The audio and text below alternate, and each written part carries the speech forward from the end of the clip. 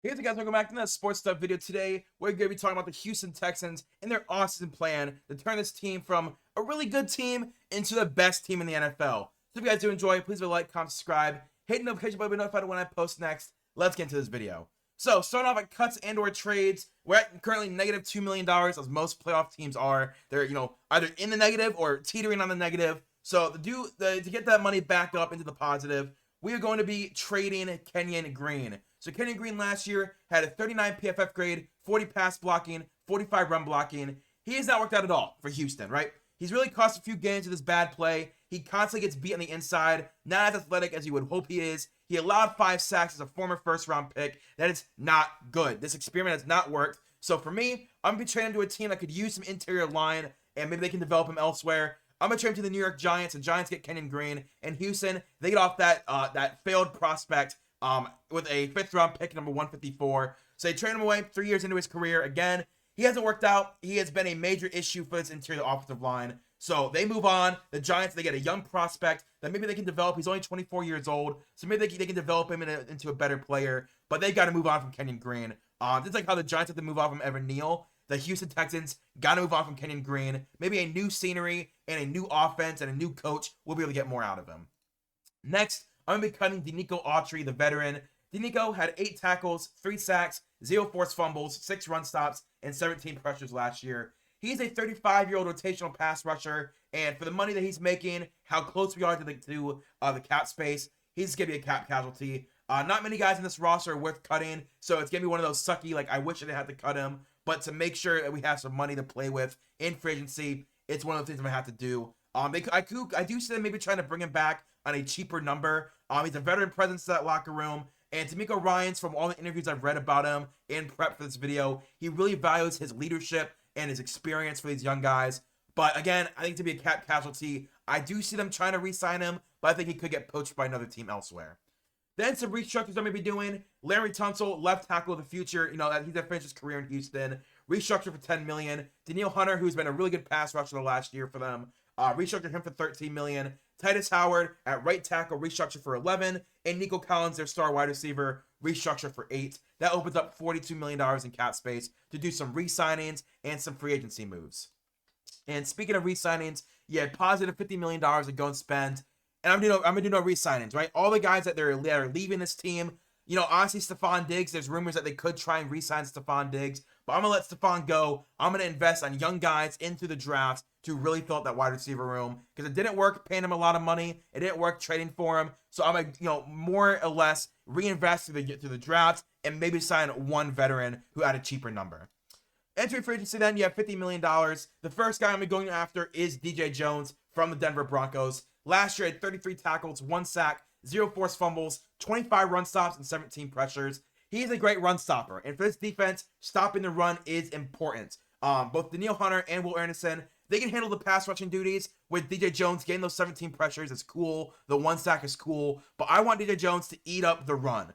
So Tim Settle and DJ Jones, I'm not going to worry about the interior run next year. I'm going to trust that those two guys, they can handle it with their wide bodies. But I would invest either very early in the draft or at least a day 2 pick on defensive line for sure. Again, I said maybe 2, maybe even in the first round, I would go defensive line, because this defensive line has been the pressure point for this defense and how they're getting beat widely by offenses around the league. So I invest heavily in DJ Jones.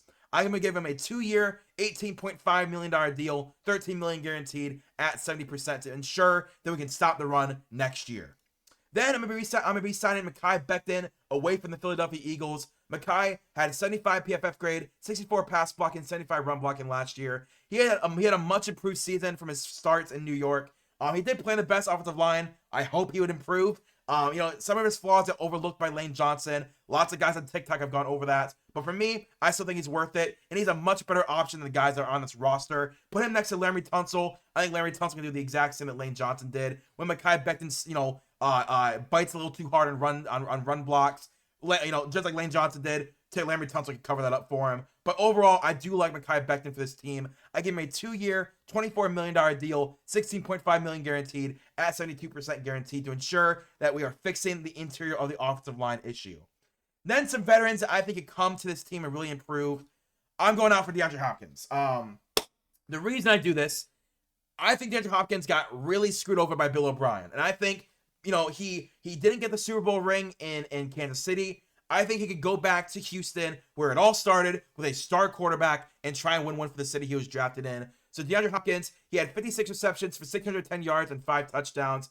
He honestly is not the same wide receiver he once was when he was with the Cardinals and Houston, but I think he can play a role that Stephon Diggs was going to play last year before Stephon Diggs got injured. But I think DeAndre Hopkins can easily, for a pretty cheap number, get signed. Reunite with the team and the fan base in the final years of your career. I think that's something that most fans would be on board for. And you provide a real target for your CJ Stroud outside of Nico Collins. Because if he can stay healthy, DeAndre Hopkins is still a good wide receiver. He's not the same dude that he was a few years ago. But I gave him a 2-year, $17.5 million deal, $11.5 million guaranteed at 65% guaranteed. Again, this is swan song, right? This is swan song years of a 2-year, $17.5 million deal. That's something that I think is worth it for the fan base and for the team to get a veteran wide receiver 2 next to Nico Collins.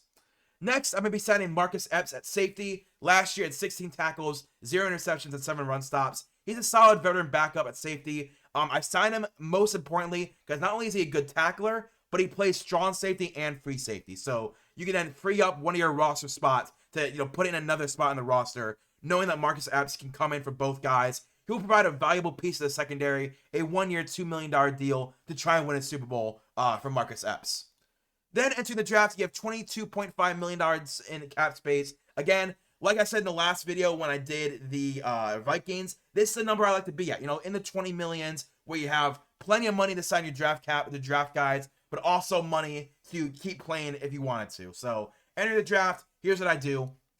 At number 25, I do trade back from 25 to number 30. I get a 4th, a 6th, and a 6th in this year's draft because I want as much guys on this team for the future as I can. So from 25 to 30, at number 30, I still get Darius Alexander. So Darius Alexander, he can start day 1 for you at D tackle. He's an amazing run defender. He's developed into a really good pass rusher as well, but his game is really run defense. And like I said, at the defensive line, I think run defense is the most important thing. So you have Tim Settle, Darius Alexander, and then you also have the guy you signed in free agency, his name being DJ Jones. I forgot about it for a second. But he has 34-inch arms, pure athlete that developed into a great D tackle. I really trust Darius Alexander to anchor the D tackle room for the future. Him and Will Anderson would be a crazy dynamic duo.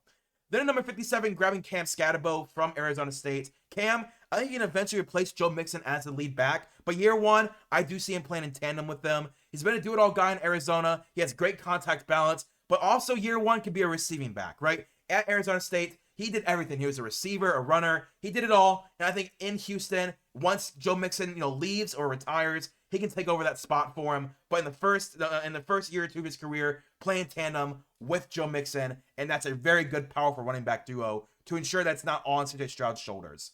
Then at number 89, grabbing Elijah Arroyo from Miami. Elijah, he gives you a real future at the tight end position, and eventually once Dalton Schultz is not the same guy he is right now, you can save some money cutting him. He's a good route runner. He's 6'4", 245. Last year had 590 yards and 7 touchdowns. He's a great inline receiver and a good run blocker. I like everything about Elijah Arroyo in the 3rd round. That's a great value pick for them. Then at 107, another great value pick in Jalen Noel from Iowa State. Jalen is a great deep threat. He was honestly one of the best in college last year, and he gives you another spacer downfield. Tank Dell might be out all of 2025, so reinvesting highly in a highly touted wide receiver is key for this young offense.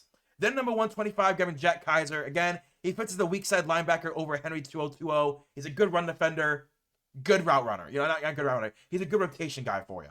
Then at 154, grabbing Seth McLaughlin from Ohio State to either be your center or your guard of the future. I think he can play either. Honestly, starting center for the championship team in Ohio State. I think he can play guard in the NFL.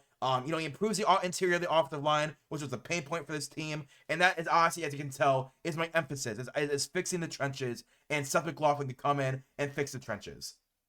Then at 166, grabbing Braden Swinson from LSU. Swinson is a pure pass rusher. He uses his ball moves effectively. I see him as a rotation guy behind Daniel Hunter and Will Anderson. And I think he can replace Derek Barnett's minutes with ease after a couple of games, getting into the NFL body. I think Braden Swinson can easily take over what Derek Barnett was doing and get 4 or 5 sacks in his rookie season. Then at number 176, grabbing a Johnny Cornelius from Oregon. Johnny is a potential future starter at tackle. At worst, is a swing tackle, but at best, can take over for Laremy Tunsil once he does retire. Learning from one of the most consistent guys, Laremy Tunsil, is going to help his career. But this offensive line coach, outside of Kenyon Green, has done a great job developing guys, right? Titus Howard was not a star before this crew came on under D'Amico Ryans, and he's really turned into a really good player, and I think they can do the same for Johnny Cornelius.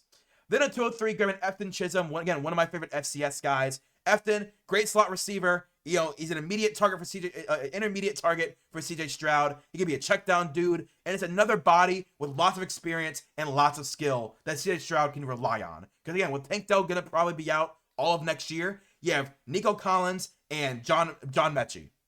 So let's add Jalen Noel, Elijah Arroyo, and Efton Chisholm to that room, and Cam Scatterbo.